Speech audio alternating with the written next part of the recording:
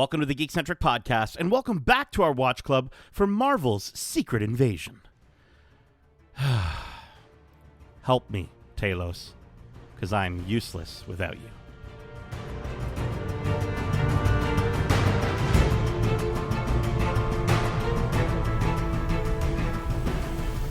Welcome back to Watch Club. My name is Nate, and this is our watch club for Marvel's Secret Invasion, Episode 3, titled Betrayed, directed by Ali Selim. If you're joining us for the first time, this is Watch Club, our weekly review series, kind of like a book club, but way better. Keep in mind, we will be going into full spoilers for this series and the MCU in general. So if you haven't watched this week's episode yet, be sure to do so, and then come right back in a snap. Now, just before we go any further, I do want to remind you listening that we have opened up our Discord, and you can talk about this very show directly with us. So if you're listening to this Watch Club and you want to chime in with your theories or thoughts, or maybe just tell us you're totally off on this, you're wrong, you can do so by joining our Discord using the link in our description and then jumping into the spoilers channel for this show. We've also got spoiler channels open up for other various shows and movies as we proceed through the hottest of hot geek summers. But before we're all betrayed, let me introduce you to my fellow Skrulls. Joining me today, beaming down once again, we have a Donovan, a Dudley, a certified doctor, a dapper Dan, and always a delightful young man. He's Darcy, the Green Lovin' Hudson. Yeah, Disney reference. I like it. I'm just going to keep, the more episodes you're on for Watch Club for this, I'm just going to keep adding as many references as I can. I literally was just searching, like, characters that start with D. And there are quite a few, so that definitely worked. But joining us for the first time since our spoiler-free review of this series, with a fresh new look, he's a Ken, a Klaus, a Kermit, and sometimes a Krusty. He's Kevin, the Kree Killer Hudson. I'll tell you what, I am a little crusty because I am sweaty because this is the hottest of hot geek summers. We were setting records. We were setting records earlier this week. It is hot. It's nice to be in the air-conditioned basement doing one of these with you guys, let me tell you. Oh, see, I kind of wish I was in I'm on the upper floor of the house, so it's like it's not good. I'm sweating quite a bit. You can't run your fan during these recordings. No, man. So like I've got my lights off and I think I'll be okay. But yeah, it is super spicy, and it's funny being in Canada. You know, normally we're like it's always cold, and we're like, oh, we should never complain about the heat, but it's a little ridiculous. Yeah, what's the rule? You're not allowed to complain about winter if you ever complain about the heat during summer. So I've now screwed myself for 6 months later this year. I'm not allowed to complain about winter now. Not once. You better not. But you know, sometimes when it's crazy heat in Canada or extremely cold, it makes me want to leave this planet entirely, not just Canada, just the entire planet. So I wanted to ask you guys, in the spirit of this series, before we get into this week's episode, if you could invade any fictional planet and take it over, which one would it be, and would you go about it peacefully? And Darcy, I want to start with your answer. I mean, it would definitely be peacefully. I mean, although, would it be an invasion if it's peaceful? I feel like I was going to say, how can you invade peacefully? A secret invasion. I'm moving there. That's just what I'm thinking. Probably somewhere in the Star Wars galaxy. I don't know. Yeah. I've never really thought about it, but there's some really cool planets out there. I'm sure I could, move to one and have a great time as long as I stay off, the Empire's path or whatever. Right. I mean, you're definitely not Mustafar. I think Canada feels like Mustafar right now. Too hot. Yeah. Definitely not hot. Not hot. I go for a nice like middle of the ground where it's always fall. Oh, give me a planet like that. I think we've seen some planets that are like fallish planets. Hey, the forest moon of Endor seemed like a very temperate. Oh, there you go. Yes, I just be worried for the bugs in such a giant forest. Big forest. Ooh, that's very true. I mean, I think the Ewoks might have solved that by now. I don't know. Kevin, how about yourself? Where are you going, and are you going to do it peacefully? Definitely gonna go peacefully. I'm not like the warmongering type. And I decided to go a little off the rails on this one. So many of the most recognized planets in science fiction are not places I'd want to go. Like a LV-426 from the Alien movies. No thanks. I'm not doing that. A lot of the Star Wars planets like Dagobah, like, ooh, let's go to a swamp planet. No, Tatooine. We're already complaining about the heat. I don't need a desert planet. So I I went a little off the rails here, and I am going to go visit Arda. Now, Okay. Now, I don't know if even you know this, Nate. No. Arda is actually the home planet of Middle-earth from Lord of the Rings. Wait, what? Yes, I just learned this myself, and so No I way. would go visit Middle-earth. I think that would be a really cool place to check out, as long as it's not during, one of the many Sauron upheavals. I think otherwise it'd be a Right. really neat place to sort of journey and explore. So yeah, I'm going off the rails. I know I went a little wow. more fantasy than sci-fi, but No, I I think love that's it. okay. No, I love that. I wasn't even thinking in the realm of books or anything like that. That just opens the door to so many great options. Jeez. That's interesting. That, or if I find the ring, then I'm invading like a mofo and taking over. I could beat the hobbits. I could beat those little hobbit bastards. I know it. Well, no, I mean, even keeping in spirit of this show, like if you maybe recover some elf DNA, would you be able to then live as long as they do? You know what I mean? I guess Oh. Skrulls already live pretty long, but not as long as elves, I don't think. I don't think Some of so. them are immortal. Getting so- really... I got to start pushing my glasses up for this conversation. I think for myself, I'm going to go with an answer that I think I've given before on this podcast, but I just give me Coruscant. Give me Coruscant. I'm going to Skrull invade as like a political leader in Coruscant, but I want to be a political leader that's like gets to do the fun stuff. You know what I mean? I want to be able to decide like, every Tongs Day or whatever they say is like, it's pool night, and it's like everyone legally has to go to the pool and swim and have fun, and like that would be... I would take over Coruscant that way. That could get naughty real quick. I like it. I'm visiting Coruscant when you take over, bud. Right? The Las Vegasification of Coruscant with me at the helm? Come on, let's go. That's a lot of neon lights. And a lot of spotchka.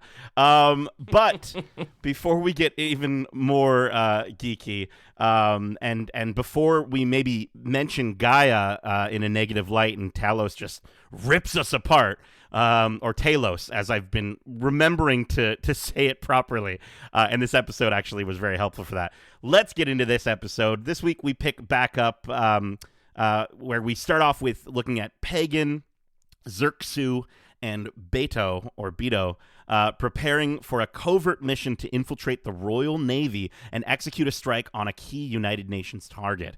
Beto questions whether or not Graviks' plan will work, and Pagan reminds him that faith is built on risk, so risks must be taken. He then proceeds to hand out the officer service records for the various British officers they'll be disguised as. We then see Gravik meeting with the council inside the lab that we saw in last week's episode. He reveals to them that they'll all become Super Skrulls, and that while the humans are at all-out war in the coming weeks, that's when they'll strike the final blow, saying that, we'll break their backs. He invites them to join him in the extinction of the human race. So, kind of diving off of this moment here, I think this was kind of this really sped things up for the series to kind of be like last week we're like, they're going to do Super Skrulls, and probably based off of what we saw, and then this week they're like, we're doing Super Skrulls, okay, just so you know, it's happening right now. But with that said, do you think the council is going to go along with this, and how do you think he'll keep the council from becoming more powerful than he is? I mean, he's calling the shots right now. What choice do they have? They have made, this mess. They're going to have to deal with it and just sort of put up. You could see that they were uncomfortable. You could see that they were like, oh, shit, what did we do here? Yeah. But I think he also, again, has complete control of the situation. So, he'll give them reasonable enhancements, but I think he would control every single step of that. I don't think that's stepping into this machine and, selecting off a menu what sort of superpowers you want. He'll tailor what he allows you to have based on what he needs you to do. So no, I think he's got complete control here. Yeah, that makes sense. Yeah, I'd have to agree with that 100%. And like the fact that they look so uncomfortable kind of also calls back to their comic origins, where science and winning through the mind or using your brain to figure out a problem wasn't always their way. They were just, kill first, ask questions later type thing. So the fact that you can almost see that in this council of warmongering species, they're like, do we need to? Like, what's wrong with our current tactics? Aren't we already strong enough? Why do we need to become like them? It's very interesting. Well, and I think too, like the fact that they do seem apprehensive, but it also seems like the right play to involve the council as opposed to maybe just some of the folks that he, like Pagan and some of the other folks that he's sort of are under him in a way, in a sense that like it does seem like the council, they've been living these sort of cushy lives of getting to be these powerful beings amongst the humans. So clearly power is something that they probably like. Otherwise, I don't know how much they would be, continuing to like enjoy their life. And I don't know, that news guy that is that actor that you really love, Kevin. What's that Chris guy's McDonald. name? Yeah, Shooter McGavin. He feels like the exact right target to be like, hey, you want more power? He'd be like, yum, yum, yum, yum, yum. So, I think he's the Tucker Carlson of this plan that he's got going on here. Yeah, I mean, I'll talk about this more later, but I feel like their connection with the hosts goes more than just the skin. It's like skin deep. So, talk about that later on in the episode because we do see a lot of shells. Intriguing. Okay, well, when we get there, I want to hear what you're talking about. So, let's keep going here. We then cut back to New York City circa 1998, and we see a younger, lone Nick Fury. I originally put lonely Nick Fury. He did look kind of lonely. Walking into the 93rd Diner, where we see him meeting Vara for the first time in what feels like a while. She's taken on a new look, provides him with some intel, and flirts with him, reminding him that she no longer works for him, so they can bang and stuff. Then we cut back to current time, and we see Fury making some poached eggs while listening to the Skrull version of Chris Stearns on the news, Shooter McGavin. We see that due to his absence, both involuntary and voluntary, his relationship with Priscilla isn't exactly what it was back in 1998. Priscilla gets a phone call, tells the person on the other end that she doesn't have that information at hand right now, denies that it was anything important, and walks away. So really quickly, before we kind of talk about the interaction between Fury and his wife as to whether or not, maybe he clock that she was lying to him. Did either of you catch the interesting name drop from Vara in the diner? Oh, do I get to do one? I never get to do one. Take it, Kev. Yeah, I never have it. Go. I never had it.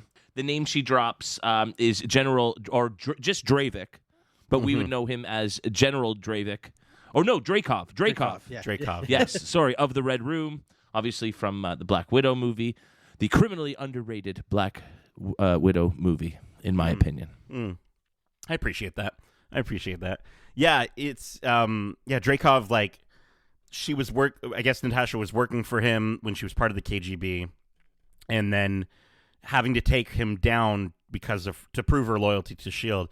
I think it's such a cool Easter egg that they managed to slip that in there, in a sense that, like, it ties it into the grander MCU. And not only that, but, like, can we get more 90s stories in the MCU? You know what I mean? Like, this seems like a pretty, like, interesting time to be pulling some of this stuff from. And I like how this series keeps diving back to the 90s. I think it's pretty neat. And so hopefully, we'll get more. But I don't know. I want to spend time in the 90s at S.H.I.E.L.D. and different things like that. I think it would be cool. When the threats are more terrestrial, they're more human based. They're dealing with the human conflicts, not the outer world and superpowered ones nearly as much. Even though the Skrulls have made an appearance at this time, it's obviously unbeknownst to any of them just at what rate this is taking place. So yeah, it's very more localized, the issues they'd be dealing with at that time. Absolutely, yeah. And I do want to give a kudos to Darcy for calling last week that, yes, Vara, and obviously we'll get into it at the end of the episode as well, but yes, Vara is not fully on Fury's side, and we'll talk about which side she might be on a little bit later, because I still have some doubts. But I do want to just give a little bit of kudos. I think you even were saying it as a joke last week. No, I mean, again, when you think about it, even if she was a Skrull, she can still be kind of sketchy because she is a Skrull. Right. I mean, that's his enemy right now. If he's been gone for so long, how is she taking his departure? And again, clearly it hit harder than Nick Fury would have thought, where she, like, the fact that she became who she was before he met him was the giveaway that I'm like, oh, maybe she up to no good. It's almost more personal for her, right? Like, he promised them all a home, and the home that he promised her is the one that she's in and was alone in even after he returned from the blip. He still hasn't given her, he's not giving her that home.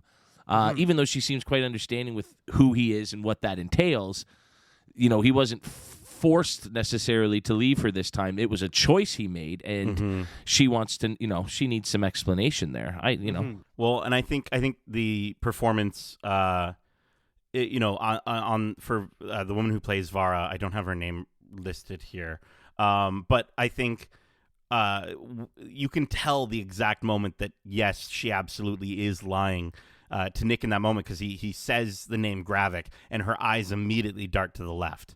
Right. And so it's just like one of those subtle things that, like, watching it back again, I didn't catch it the first time, but watching it back again, I'm like, oh yeah, no, she's up to something. And I think as well, like, it's been what, 5 years that he was gone?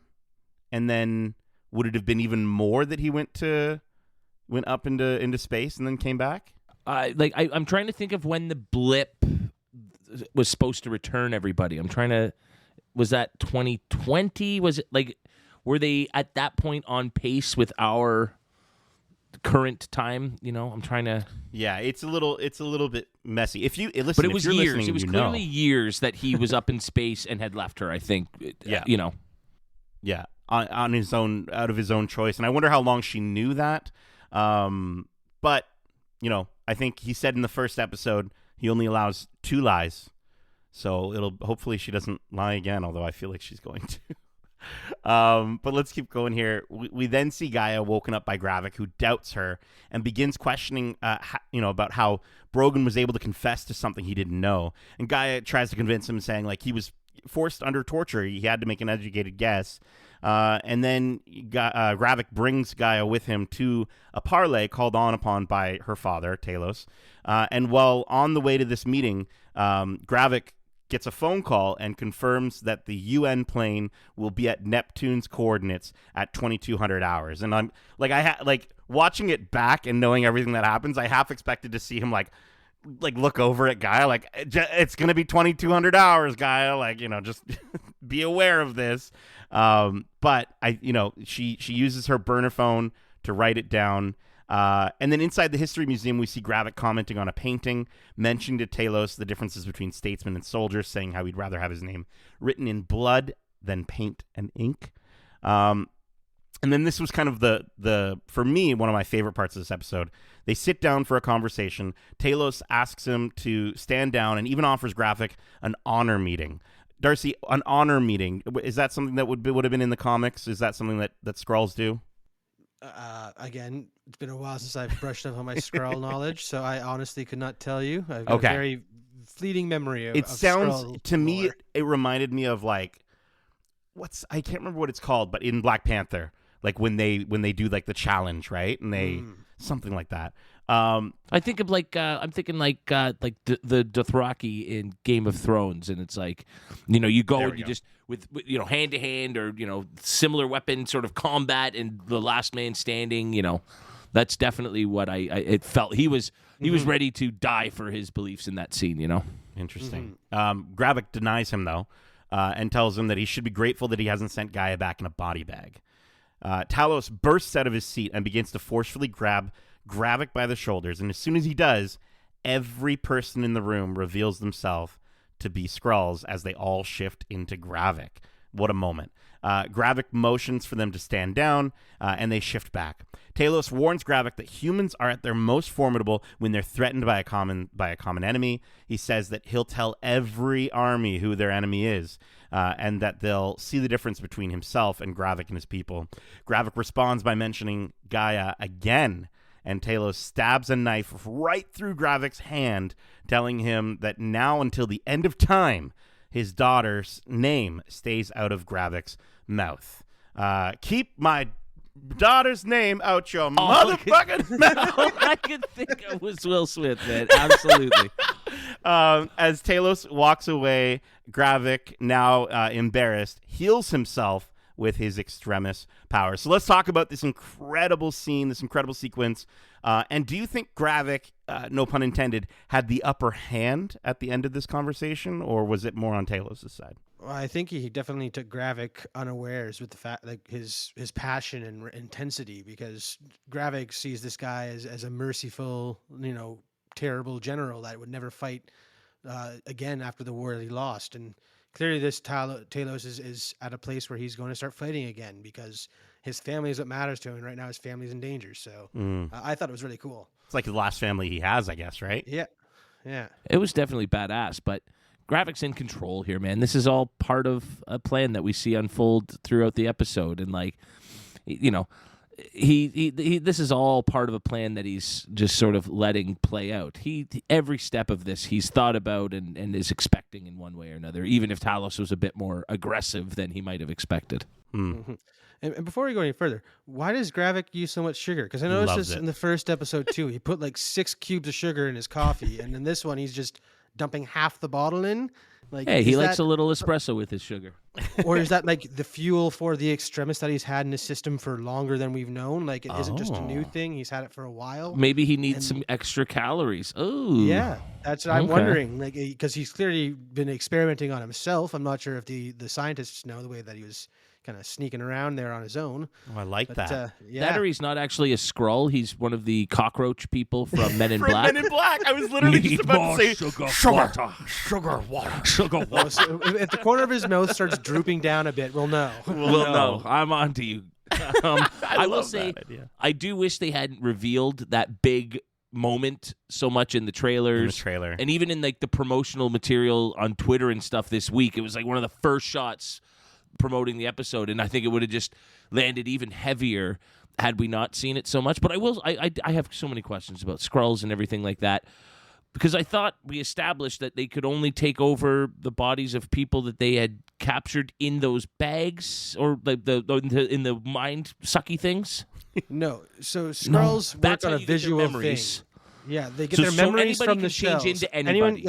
As long as you have a visual. That's why everybody in the cafe could look like the same person. Yes, but and that's why also Chris Stearns was in 2 places at once, because he's still clearly in Europe and Russia with the council, but there's another Skrull back in I didn't even think that there were doing multiple. his presentations. Okay, that's true. Good call. Okay, I got it now. I've cleared up. Thank you. Oh, I like no that. problem. I like that. I think it's also crazy to see his extremis healing ability working so well this early on in the show, and I think it makes sense considering what we talked about last week, Darcy. We had some Skrull science with Darcy, and you were mentioning how they're able to adapt their molecules rapidly changing, and so it makes sense.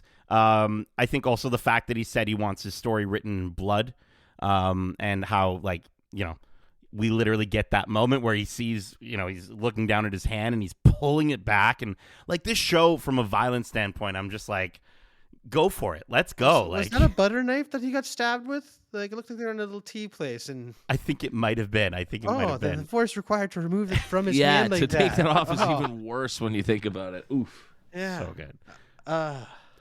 But yeah, I think this sequence was intense. I would have liked it to have not, as you said, Kevin, been revealed too early. I will say though, I was still not fully expecting it, because for some reason in my mind, I thought that this sequence took place in a presidential hall, like maybe the Oval Office or something like that, because I saw presidential stuff in the background and it kind of looked like it. So I was still not fully expecting it, which was kind of nice to kind of get this reveal. But yeah, let's keep going here. As Talos leaves the meeting, he bumps into a man who provides him with the burner phone and the message on it from Gaia. Really quickly, this was Gaia herself. One thing that I noticed on a second watch, which was really cool, is the man that she copies, you actually see him walking towards her when Gravik comes out to meet her in the car or by the car. So like you know that was definitely her running back to the car. Because this guy was, further down the road and he was on a phone and stuff like that. So I just thought it was a neat little tidbit. But back at the local pub, we see Talos is going to town on some English breakfast. Like Kevin, can you put a whole half a tomato in your mouth like that? That's crazy. See, that's the worst part of an English breakfast is a cooked tomato, and watching him eat that. That's like on my list of foods I don't like. A cooked tomato is like maybe number 1. So that just gave me the heebie-jeebies. But I didn't like it. If I liked it, I could pound. No problem, man. No problem. Yeah. You'd be surprised how much I can fit in my mouth. But And you wouldn't even have to shapeshift to do it. But Fury asks him for help, and because he has a line on a rebel Skrull who is high up in the U.S. government. And Talos forces Fury to ask him in a very specific way, saying he's useless without him. After learning that Neptune is a British sub, Fury calls Sonya, who, after renaming her owl clock from Hoot to Nicholas Fury, and I love the little eye patch she puts on him, informs them that Commodore Robert Fairbanks is the one they're looking for and forwards them the address. While they approach Fairbanks' location, Talos laughs at the concept of humans picking up dog poop, and then takes them, that conversation takes them down a line of conversation where they argue over who's actually responsible for Fury's successes.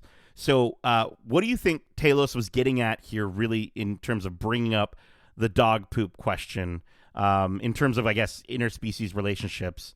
And then what did you think of this back and forth between Talos and Fury? Did it work for you? I think that question was a legitimate, question, because I find it myself wondering about that a lot of times too. Like, do you think he doesn't know about cats? Because I feel like that's an even weirder relationship between humans and an animal. The cats own the house, and True. they shouldn't have. Like, I don't like cats. Yeah, I you don't get clean up cats. their poop, and you don't even get the love and affection like you No, do from like, a at dog. least the dog. There's a relationship between a dog and a human. Cats are just so passive aggressive and do their own thing.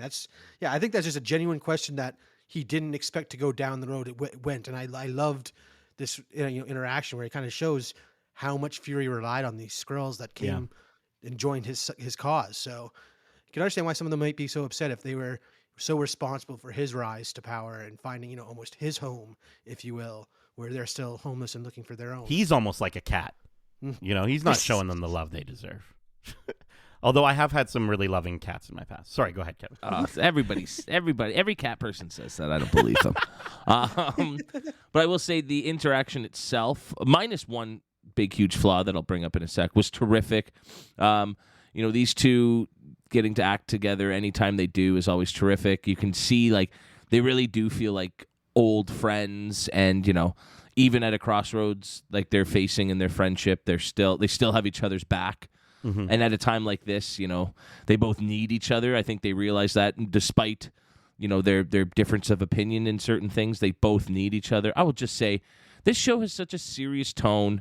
I don't want to say it's an adult, feeling show, but it is a bit more. Did they have to say poop? Yeah. Couldn't you say crap? 100%. Dog crap, and I've been cleaning Give us up a shit. I mean, 2 shit bombs in one sentence might be a lot for a Disney Plus show, but this is why do you pick up their crap? And I've been cleaning up your crap all this time. Like, right. The poop I was just like, come on. It just bugged me. Samuel L. Jackson does not say saying poop. Yeah.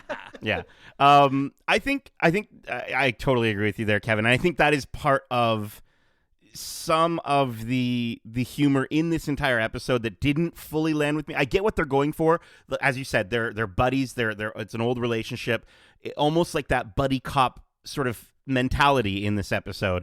I just feel like a lot of the humor didn't land for me in this episode, and I think back to the jokes from Fury in episode 1, like the one of him talking about how comfy the chair is in front of that bomb dealer or whatever, that gets really upset that he's sitting in like an ancient chair or an old chair from King Louis or whatever. But I just felt like this here and in the next sequence didn't fully land for me, all the sort of comedic beats. But I will say the conversation I felt was a sneaky way for Talos to attempt to determine how Fury sees Skrulls. Are they equals? Are they companions? Are they lesser than humans, like, dogs? And I think with how Fury is rewriting their history, I think he's right. You're absolutely right, Darcy. He's right to check him on that. Because I think, like we talked about last week, Fury has probably over the years allowed the sacrifices of the Skrulls he's worked with to take a back seat in his mind to things that maybe he thought were more important. So he almost misremembers his work with the Skrulls. And this is kind of an interesting way for Talos to be like, no, dude, like, you wouldn't be you without us. So who's the companion here? So I thought it was by the end of the conversation, I was okay that he talked about dog poop. But at the beginning of it, I was kind of like, I don't know where you're going with this, Talos. Now, once in position, Talos attempts to sneak in as Robert Fairbanks until his cover is blown and the two have to fight their way in. But they get separated and Fury ends up in the house after Talos and asks him to come in over their comms, which Talos does, saying, "Sorry, Nick, I was busy kicking Bob's ass." Fury makes it to the top of the stairs and enters Fairbanks' room, only to see Talos is being choked out and held at gunpoint. But Nick is one step ahead and informs Bob that no one calls him Nick, and we see he's holding Robert's son hostage. Fury and Talos go back and forth playing good cop, bad cop while attempting to get the password needed to stop the missile launch. Everything from offering Robert's son some water to offering to protect Fairbanks from Gravik to then shooting him in the leg, and eventually after Bob calls Gaia a spineless traitor, Talos shoots him dead. Talos contacts Gaia, and she uses the real Fairbanks memory back at the compound to uncover the password, which is his son's name, Zachary. They manage to call off the strike, pack Fairbanks' body, as well as his security detail, into the back of the van, and the two come to an agreement that Talos isn't with Gravik because he's always been with Fury. So what did you think of Talos being the one to actually pull the trigger this time, as well as this tense sequence? Well, this is the sequence I was talking about earlier, where clearly these shells are more connected to the host memories than they like to believe. Because I mean, all these guards are Skrulls, and no one's around, and they're talking about they're all ball and chain and all this stuff. Like, right. And was that Zachary a Skrull too, or is he legitimately Bob's son? Oh, And wow. Didn't why even would think a of that. Skrull sacrifice himself or stop, what he was doing just because some human son was brought in before him? Like, I feel like that connection to these memories, the longer you're in that shell, how you become more undetectable. Maybe you become more separated from your true self and your true identity, and that's what we're kind of seeing with maybe a lot of these Skrulls in positions of power that have been there for so long. So I thought it was very interesting to see that, because again, my biggest thing was like, why does he care so much about this human son? And is it a human son or is it a Skrull? Like, there's so many questions going on for that one little sequence alone. Well, I almost think that because there's a moment where Talos, can I keep doing that, opens the door and sees the son, and I think that was very much to be like a reflection on Gaia, right? In that sense of like, I think he truly does not want to harm Fairbanks at first because he knows that he'd be taking a father away from a son. But it is an interesting idea to think about, like, did he actually take a father away from a son, or is this entire thing by the end of it, is Fairbanks are we gonna see a little like side thing on the side of the screen of Fairbanks like hugging his son or whatever because he's now been delivered back, right? So it is intriguing. I think this entire sequence was pretty intense. I think again, we talked about how Talos was very much he was holding back. He didn't want to shoot the bomb dealer. Fury had to do that. But then, you see him the moment Gaia, he calls Gaia a spineless traitor, Talos just instantly pops him. And you gotta almost wonder, in that moment, was it that he was just so angry and that he didn't think of the ramifications, or was it that fact that Fairbanks called out Gaia that maybe reminded Talos in that moment, Gaia's at the compound, she can go and get the password so we can just off this guy. That's how mad I am. I don't know if he maybe he's thinking that quick, but I don't know. Kevin, what do you think? I almost think it more shows the importance of the scene earlier with Gravik, where the mention of Gaia in a certain way will just send him off the rails, right? That's his tipping point. That's where he loses that sort of pacifist way that he's sort of known for, is his daughter. And so they set that up in the scene with Gravik earlier so that here you see him snap again and it's not so out of the blue for him. Mm-hmm. And also the fact that Gaia is called a spineless traitor. Like, I guess that means Gravik has told people who are higher up that, she is the one leaking information to Talos and Fury. So, like, people know about that, and the fact that that's out, maybe that's why he's all of a sudden like, oh, we got to get her out of there now because they know. True. Yeah. If it's something that was almost only, he thought maybe only Gravik was suspecting her, to but himself, he still was on the fence or whatever. It's something that's going through the entire community. Yeah. Okay. And I think, again, the violence in this sequence, like the shot in the leg, like I felt it. I was like, oh, damn. Like that was, it just felt really, and that was like, that was the good cop, bad cop idea that I was kind of looking at of like, Fury's definitely the bad cop. Talos is the good cop until he isn't. And yeah, just, I think it was one of the better moments in the episode as well. Quickly making her escape from the compound, we see Gaia taking a motorcycle as she sneaks by the compound's front gate, but she's stopped by the lights of a car, and out of that car comes Gravik, who says his plan didn't fail. He uncovered who the traitor was. Gaia tells him to ask himself if he's a leader of Skrulls or their worst enemy, but before she can finish the word enemy, he shoots her. She falls to the ground and reverts back to her Skrull form. So, starting with Kevin, is Gaia dead? What a weird waste almost of Amelia Clarkson if she is. That's so odd that they would have, made her such... I mean, other than the shock factor of her dying just halfway through. And if that's the case, I mean, I don't know. I don't know how strongly that'll resonate. It's not nearly the same thing as losing Maria in the first episode, if that's the case. We haven't gotten to know her enough. And I guess through Talos, who we're far more familiar with and have a lot more affinity for, that loss would maybe resonate through his character more than it would the actual loss of the character. Right. I just can't see. Did she revert into her Skrull self, to trick Gravik and make him think that she's dead, and then she'll get up later? I don't know. And it'd be interesting how they would show the audience that that's what happened. But right, I just can't believe it to be true.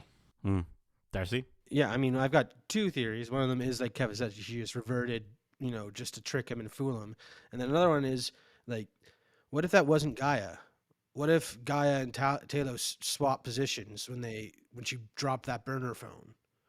Whoa! Because when the fact that see, that'd be amazing. But wouldn't Gravik have reacted to her changing a bit differently? Maybe, but the thing is, the fact that Gravik came out of that meeting with Talos and didn't look for where Talos was. He immediately started following this old man who, again, we didn't see that interaction. What happened after Talos and Gaia bumped into each other? If she was that old man, so I don't know. I've got a theory is that maybe they swapped positions so that Talos could go in and get the information he needs to take to Fury, and as a result, he got his daughter out, but paid the ultimate sacrifice. I don't know. That'd be crazy. I'm hoping it's more the first one where she just, the next time episode will open with her gasping and sitting up as she checks her wound and reverts back to her human shell or whatever. I think as much as I love the crazy theory stuff, because I do all that for crazy stuff all the theories. time. That's all you get. Mission Impossible. That's amazing. Right? Yes. Maybe I've got Mission Impossible on the mind because that's coming out soon. But I think the sequence between Talos and Fury at the end when they're saying like, I've always been with, I think that would lose a little bit for me if that wasn't actually Talos. I think it's interesting to see that Gravik was maybe so angry about what happened with Talos when he's him saying I should send Gaia back in a body bag. I do like how that was foreshadowing this moment, but no, Gaia is not dead. As cool as it would be for this show to have the balls to say no one is safe, they did kind of already play that point with Maria Hill. And so, I guess spoilers if you've never watched the trailer for this series, but there are shots of Gaia in sequences that we haven't seen before that look pretty crucial to this plot. Skrulls, man. I know, and it just look like her. You could also argue that they're tied to a flashback as well, right? But I don't know. Watching the trailer footage, I was like, she's definitely not dead. I don't know. Well, I mean, the fact that the last time we saw Graviks shoot someone, they stayed on her body for far too long. We didn't get that at all with this one. Correct. So I've just, based on this show alone and how they deal with these big deaths, wasn't enough pause on that body. Maybe Beto is right there somehow hiding and comes and rushes out and saves her. I don't know. That or it was somebody on the inside working with her and took that form as a diversion Whoa, okay, there you go. So it's just some random soldier that he shoots in place of her so she can actually another get away. person who's become disillusioned with his idea for their people. I love it. Because not to stray too far here and not to talk about something completely different, but like having been in a Mission Impossible binge mode lately, I just got so many vibes from Gravik in this episode that reminded me of John Voight's character in the first one, where he thinks he's pulling the wool over Ethan Hunt's eyes the whole time, but Ethan knows the whole time. And so it's almost like Gravik is Ethan Hunt, and he knows that Guy has been up to no good this whole time. And as the audience we're watching going, he's onto her here, he's fishy of her outside the building with the old man, like, he's constantly one step ahead of her, knowing that she's up to no good. There's never any disillusion that he doesn't know she's the traitor. And so I just, there's something else has to happen to make that work, or else it was just been too obvious, and it's not a real good payoff at the end if she is just dead. But, you've kind of spoiled it for everybody in that she's not, which is good. It'll just be the how now. It's not the whether or not. Yes, it's the how is she not dead? How are they pulling it off? And that is still very intriguing. And I think the idea of, was it the Skrull? Was it the woman who was leading the head of security, who in the first or second episode, I can't remember, Gravik walks up to her and says, like, "I'm very proud of you," or something like that. It was this random sort of woman at first, but then you see her again, and she's the one that sort of sees. I think she sees Gaia on the security footage or camera or something like that. So maybe she meets up with her and does that whole thing. That'll be interesting to see. But let's get to the final sequence here. We see Priscilla receive another phone call, and she makes her way to a high-end bank vault where she opens a box, and inside that box is a gun.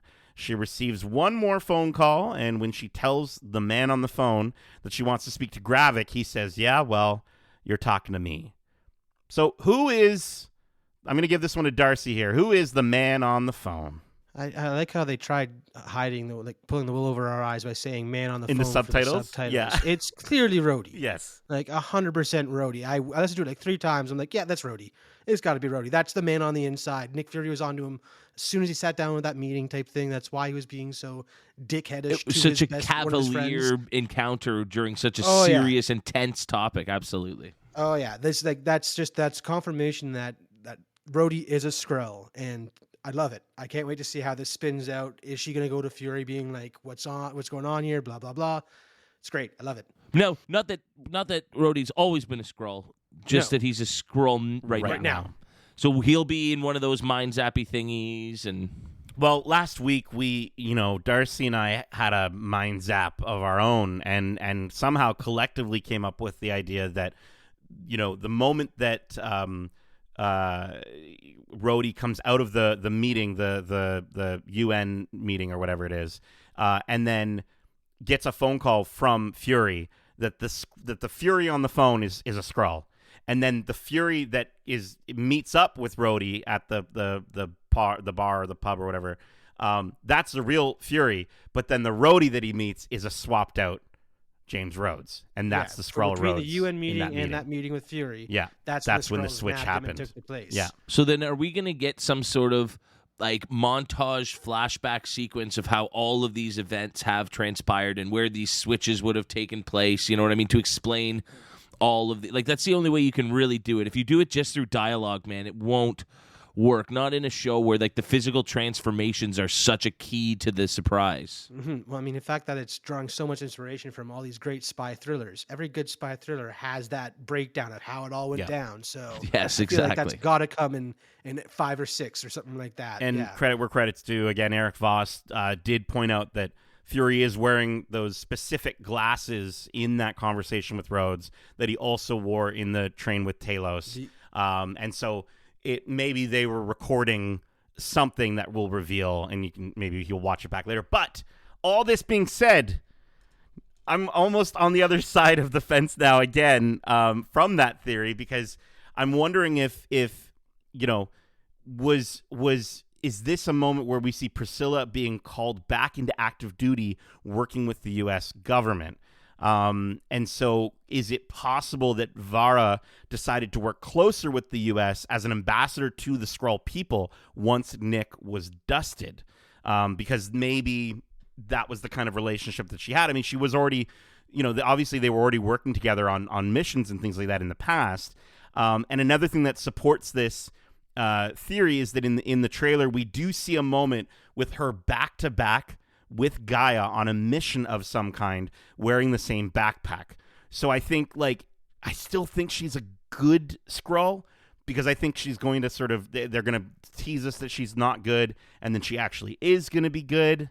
The whole double agent thing. Right, but maybe this was maybe what I'm seeing in the trailer was a flashback to, Gaia and Vara's first mission under the rebel leadership of Gravik. You know what I mean? I know I'm talking in circles here, but I kind of feel like it's possible that maybe she's talking to the real Rhodey, and he, she wants to talk to Gravik, but he's like, no, you're too close to all of this. You get to deal with me. I don't know. Why would she ask Rhodey to talk to Gravik? That's really losing me on this whole thing. Well, I think maybe she might know where Gravik is and might be saying like, oh, I want to talk to Gravik first. You know what I mean? Gravik doesn't know that she's talking to Rhodey, but I don't know. It seems like a stretch at that point. I'm sorry. Listen, she's on the phone with Gravik, knowing it was, whoever the man on the phone is, he was clearly calling her, and this is more than a one-time phone call. Yeah.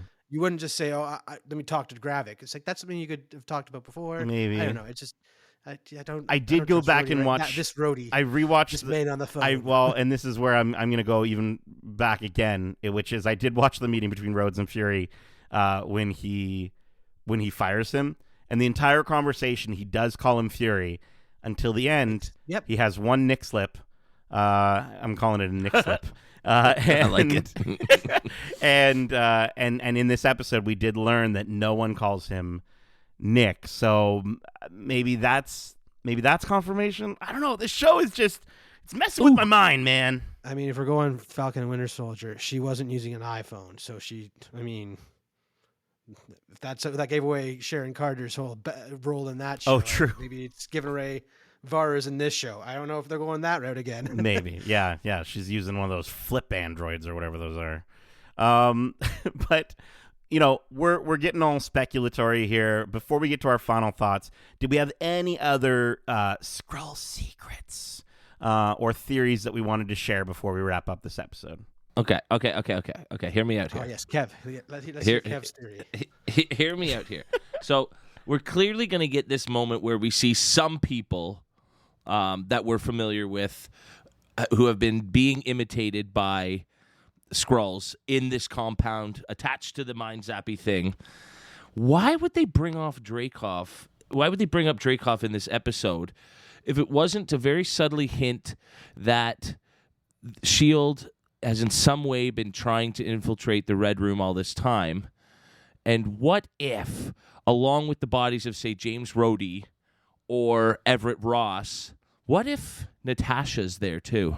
Whoa, I mean, that's Kevin. so out of left field, but it's like, why would they? I know it's just as a final final stinger, egg, as like a final stinger for the series, because especially with the show, because I do think like Black Widow does kind of feel like the kind of similar espionage thriller stuff. Mm-hmm. Huh. I don't know how it would work, it. but No, that would be crazy. I love Crazy. it, Kev. That's exactly the type of theories you want for this show. I love it. I love that idea. And okay.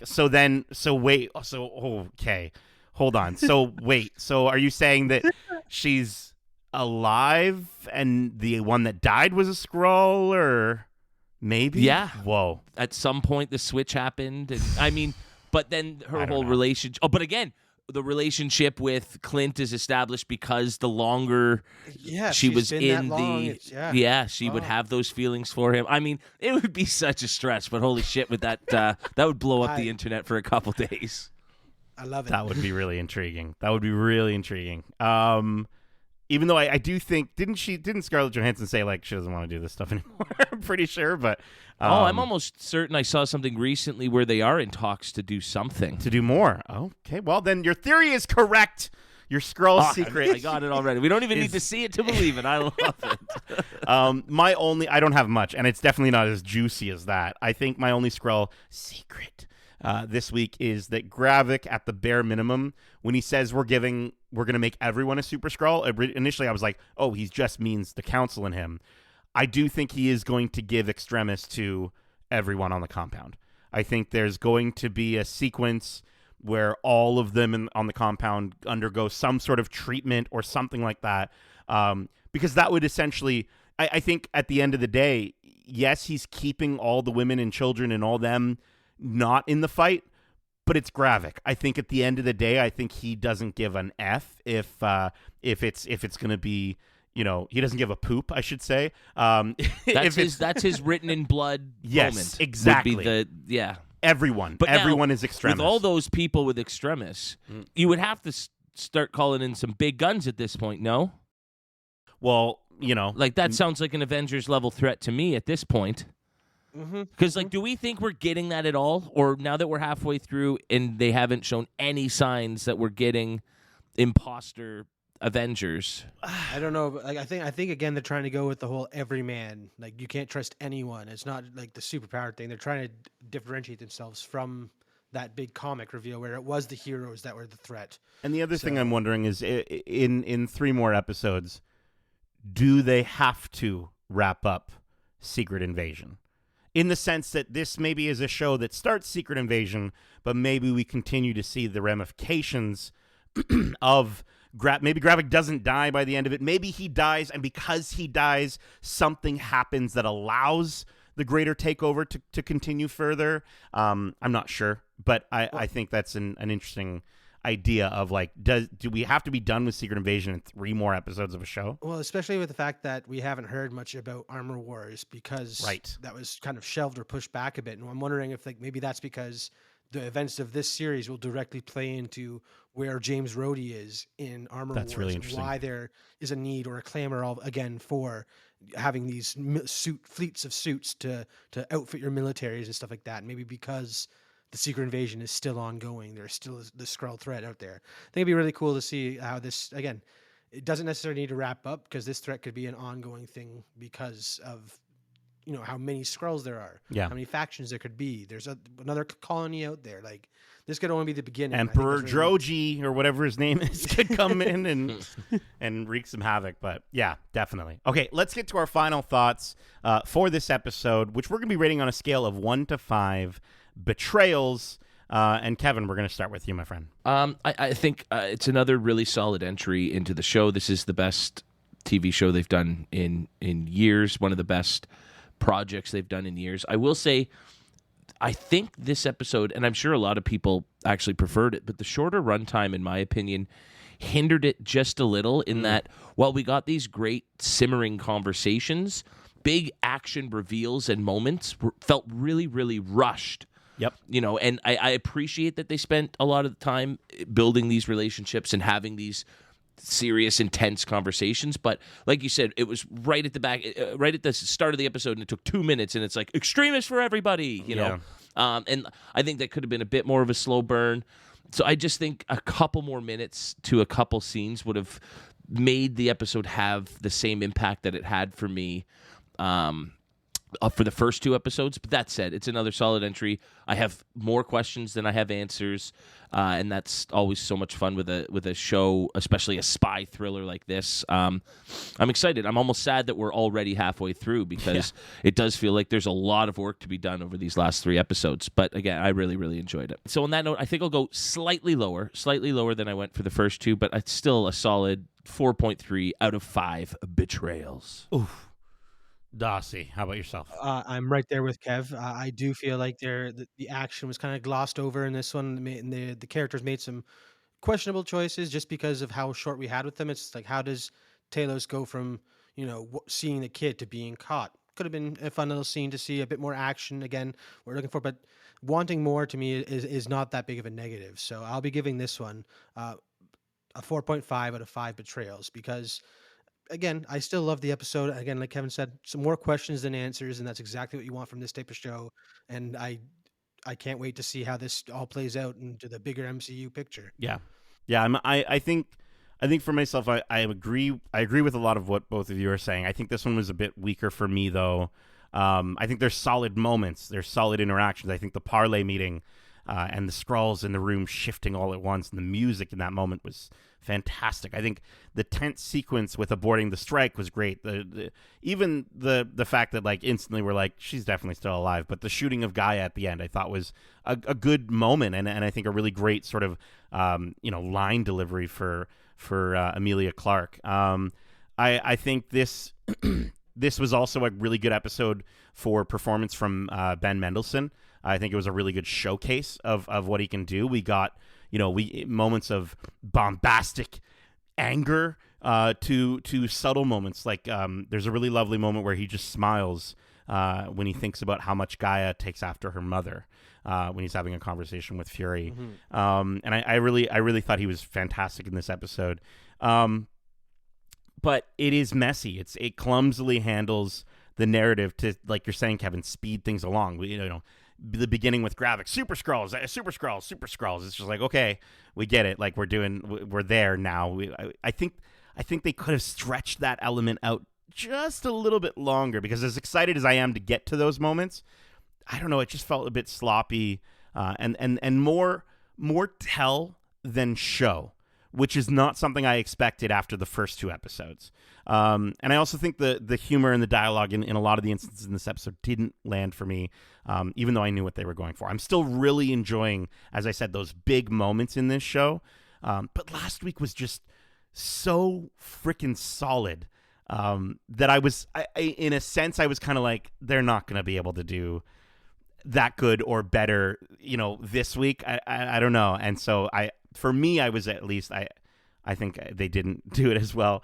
So I'm going to give this episode a solid 3.5 out of 5 betrayals. I cannot wait to see more. And I can't wait to see that score feels like a betrayal. Wow.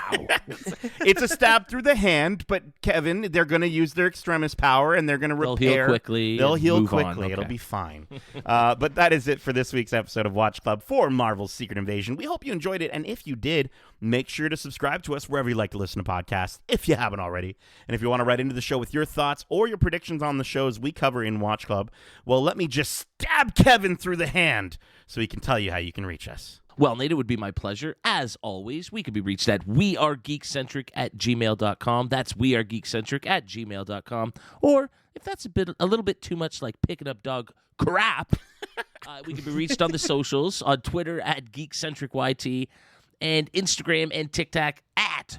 Oh, that's TikTok, not Tic-Tac. We're not talking about fresh, minty breath here. Sorry, that's Instagram and TikTok at wearegeekcentric. I'm like, Kevin, maybe this Kevin is a Skrull because he doesn't know what TikTok is. He's thinking it's but a tic-tac. Keep in mind, we also have a ton of other episodes covering the latest and greatest shows and movies out now, including our recent spoiler-free reviews for Netflix's Nimona, Indiana Jones and the Dial of Destiny, The Flash, Wes Anderson's Asteroid City, Elemental, Transformers Rise of the Beast, and Spider-Man Across the Spider-Verse, which we also have a spoiler-filled discussion out for that movie as well. I rewatched that movie just last night in the theater. Was still pretty packed. I was blown away. And yeah, just it's still so freaking good. Unlike Dial of Destiny theaters, which are not packed. Oh no. Yeah, I might wait till streaming to watch that one again. But we also have a ton of great interviews out now, like our most recent interview with the cast, director, and creator of Nimona. We also had some fun with the villains from Indiana Jones and the Dial of Destiny.